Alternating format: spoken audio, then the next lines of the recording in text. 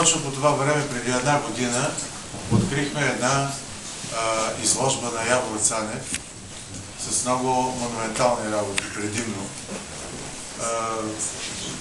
Много силна, много впечатляваща. И ето, че една година по-късно, този път обаче не е на 9, а на 13 октомври, понеже на 13 октомври ще да бъде 28-ми рожден ден на Явор. Откриваме 58-ми, извинявам. 58-ми. Да, аз се спомних за предишни времена. Да.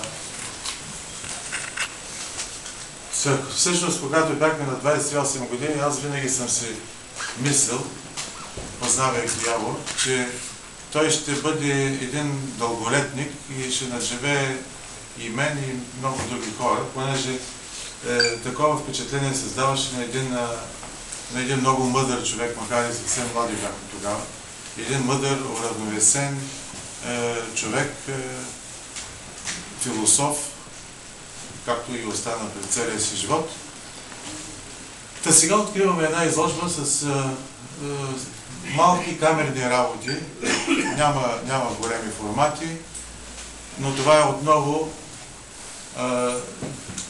отново това е дълбочината на света на Явор Цанев във всяка една от творбите, които сме експонирали, с което искаме да отбележим неговия рожден ден.